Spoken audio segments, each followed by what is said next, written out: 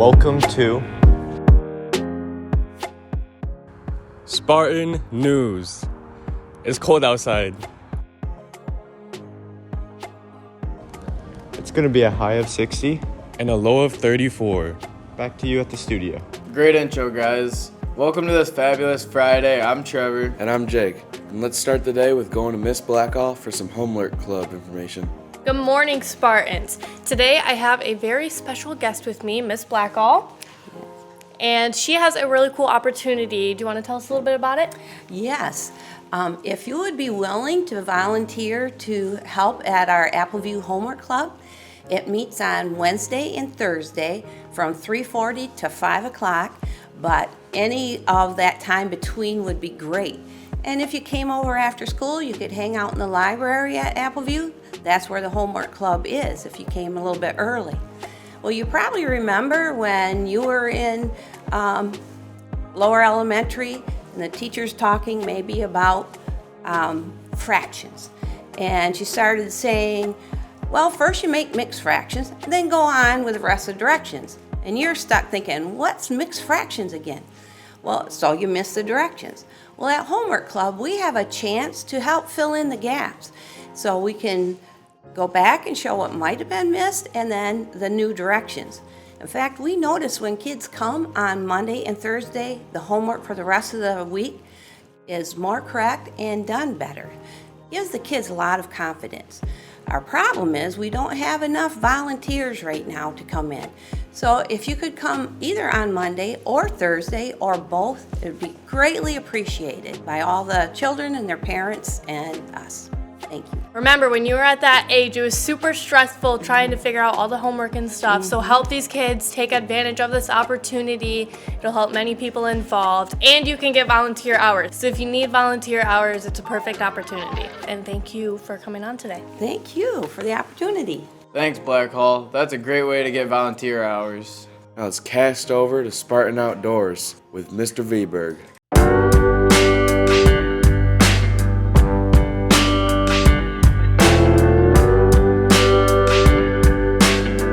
Welcome, Spartans, to our second edition of Sparta Outdoors.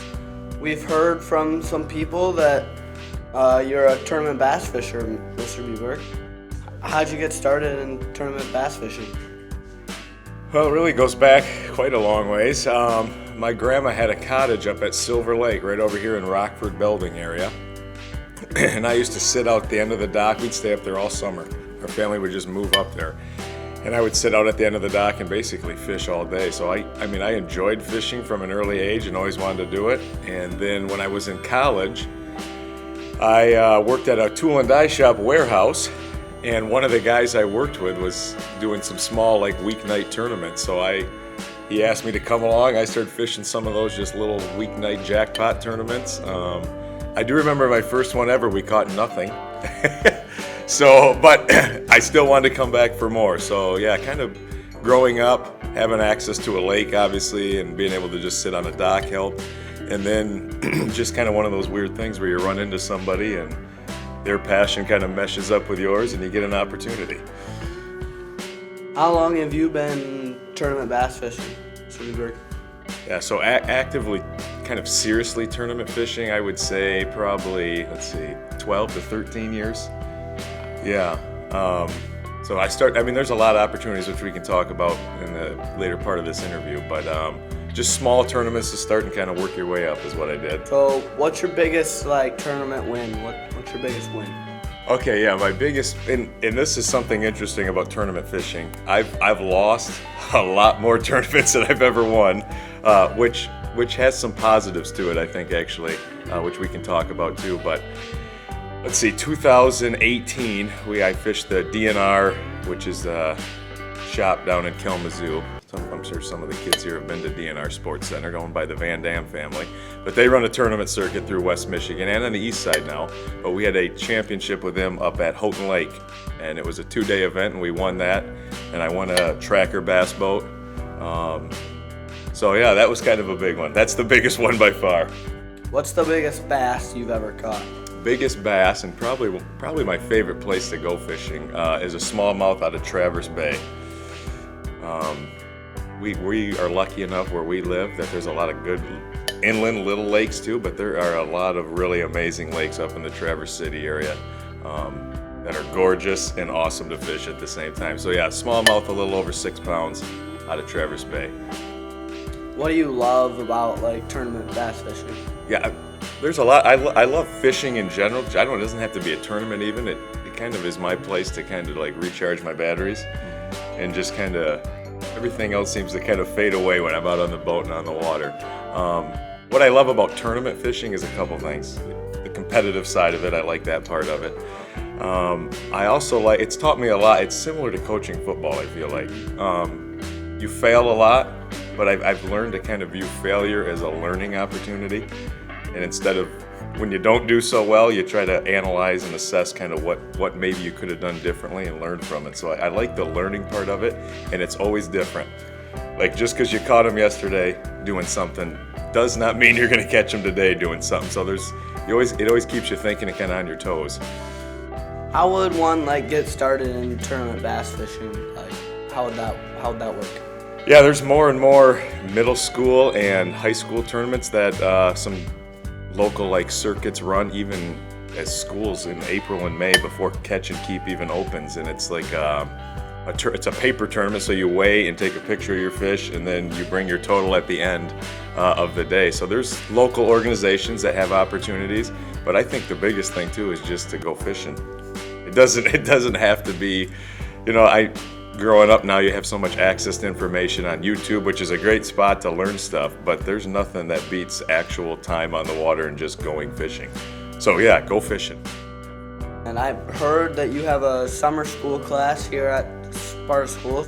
That's a really cool opportunity. I never thought I'd get the chance to do that, but the last 2 summers, we've had the opportunity to run classes in the summer that kind of don't fit a normal school class criteria, and so I've got to teach bass fishing, which has been awesome.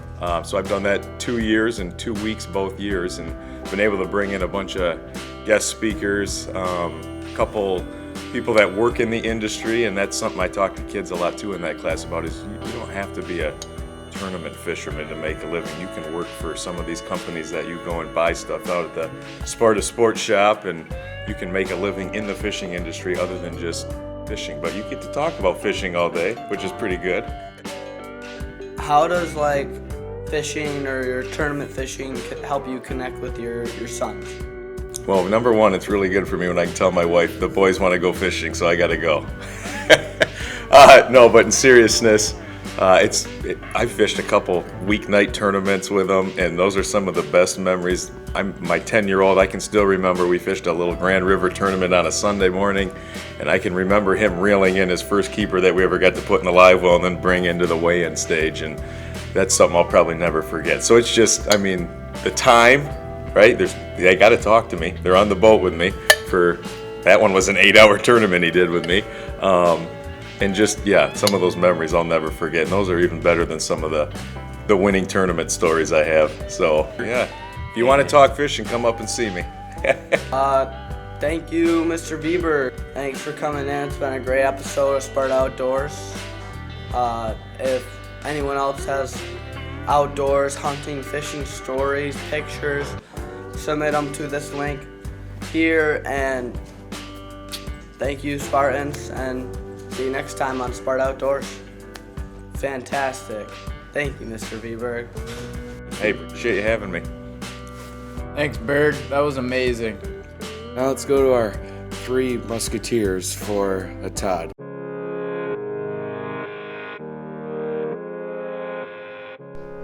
Hey guys, today I'm here with Mr. Weiss. So Mr. Weiss, our term of the day is duplicitous. Do you think you could define that for me? Oh, right, because I saw this movie. It wasn't Idiocracy, it was a different movie, Duplicitous, where the guy made a copy of himself, right? So like the copies of a copy kept getting like a little worse and worse and worse and worse, and by the end of it he had like 5 copies of himself, but the last one was a really mess. Duplicitous. That is not what that means. Who am I here with today? Miss McKinley. Okay. Can you define duplicity? Duplicity. Do, and then the PL stands for please, so you please need to do whatever your teacher tells you. That's not right. Who am I here with today? Isaiah Reister. What does duplicitous mean? It's when you have a bunch of Lego Duplo sets. Who am I here with today? Chuck. Do you know what duplicitous means? I was kind of thinking like it's when you like duplicate something. Incorrect. Cheers. Cheers. Good morning, Spartans. Today I'm here with Alyssa Post. And Alyssa, our word today is duplicitous. Do you think you could define that for me? Obviously. Duplicitous. It's a duplex with multiple levels. So I'm on this level because I'm cool, and Peyton's up there because she's uncool. Who am I here with today? You're here with Dane. Okay. Dane, can you define duplicitous for me? Duplicitous is deceitful or treacherous. That is correct. Good job. Thanks, guys. Now I know what duplicitous means. Now, let's go to pre-vet with Nick. Thanks, Jake. Tomorrow, the pre-vet symposium will run from 9 a.m. to 5:30 p.m. This event is at GVSU, and there is a fee to attend. Get the details here. Back to you, Trevor. Thanks, Nick. If you're interested in pre-vet, I'd show up. Spartans, we got some reminders for you. Girls basketball and wrestling start Monday. Keep those grades up and continue to qualify for Spartan privilege. There is no school for students Monday, November 14th. This includes KTC and KCTC. Seniors, get your FAFSA done. Now let's finish off with a PSA about academic integrity and a Veterans Day special. Have a great day, Spartans. Enjoy your long weekend. Stay safe and make good choices, Spartans.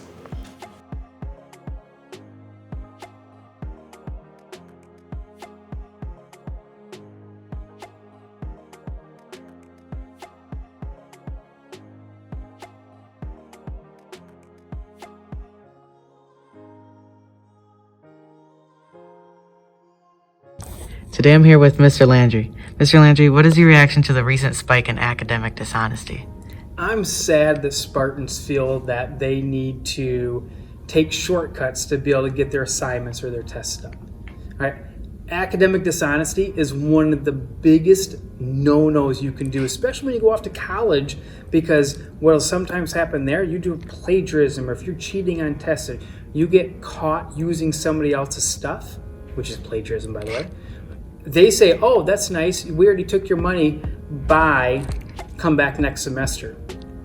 That's how serious of an offense it is. And so we're trying to work with you as younger Spartans trying to get ready for going off to the next step and getting you to recognize, hey, you got to take your own work, use your own work, and get your own credit for your own work. And how do you think we can resolve this issue?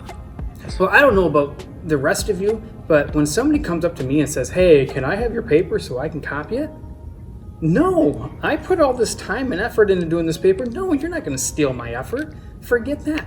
It's okay to say to people, even your friends, no, I did this work. You can do it too. That's my solution to the problem. Integrity. Thank you, Mr. Landry.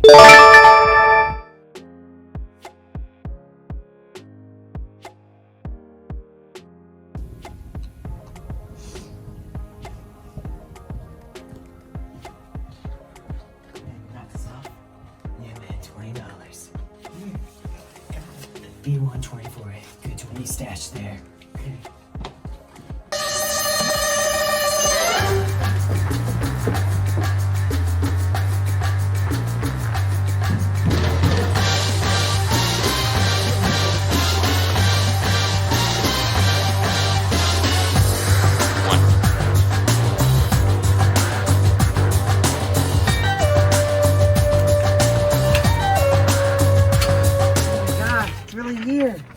Studying for me today.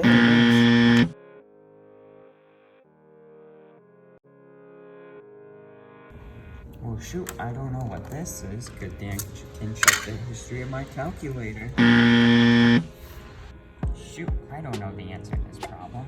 Good thing I have a note in the pencil.